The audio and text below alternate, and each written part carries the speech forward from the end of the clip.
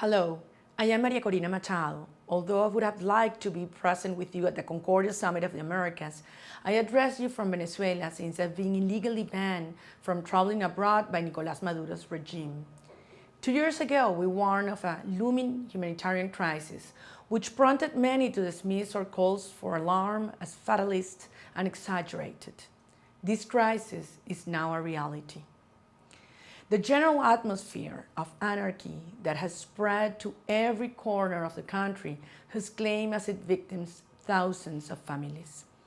I speak to you from my own experience, from continuous contact throughout our country.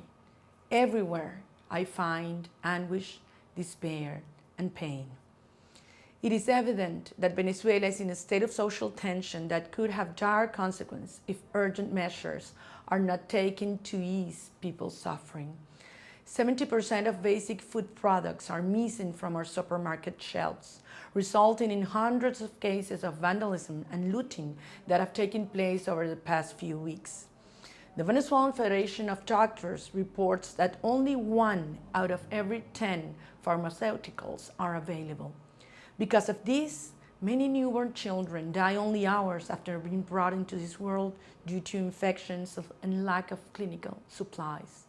100 newborn babies died in the last 3 months in Cumaná Central Hospital in the eastern part of the country.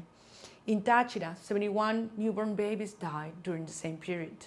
Last week, I felt the anguish of a young doctor in the University Hospital of Los Andes in Mérida, where 160 babies have died so far this year. That day, the doctors, patients, my team and I were violently attacked by a group of government-sponsored militias. Violent crime in Venezuela has also reached an unparalleled level of bloodshed.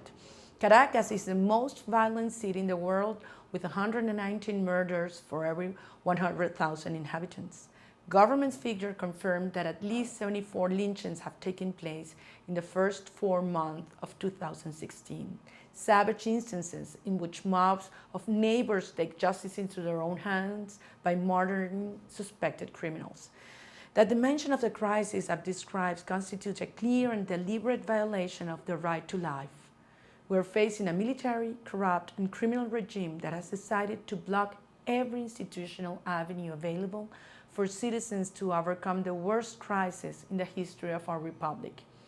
With every passing day, this regime draws further away from any democratic standard, deliberately subjecting our people to hunger and disease as long as a corrupt elite can remain in power. History has left us with painful testimonials of similar examples.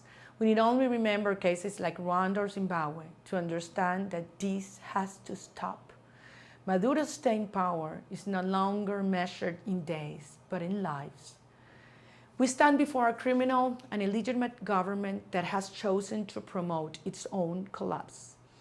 This impending collapse and the disturbing situation that I denounce before you today has degenerated into an internal security crisis that could have severe and profound consequences for the whole region. The international community must understand that what is happening in Venezuela is a global issue. The regime's interests and intentions linked to drug trafficking and international organized crime, terrorism, among others, show the global reach and penetration of mafias that actively undermine democratic institutionality. This is why international pressure has become imperative. It is the duty of all democratic leaders of a region to uphold the tenets of the inter-American system, which has been strongly criticized by the Venezuelan regime.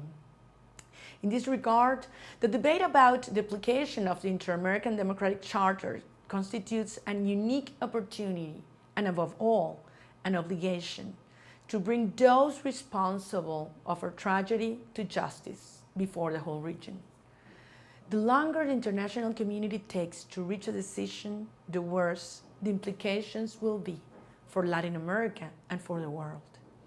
We Venezuelans have had to struggle against this situation for years. We've never surrendered, and we've kept going forward in our fight for democracy. Enduring mockery, insults, repression, and the cruelest actions of a regime that has no recourse but to attack the citizens who have faced up for this unchecked power. We will continue to stand firm in defense of our rights, and we will succeed.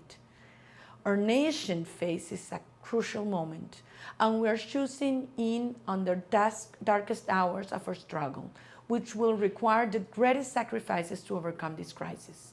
There are constitutional mechanisms to end this regime, but none of them should be subject to the manipulation and dilatory tactics that the government knows it needs in order to prevent their activation, as it has done in the past.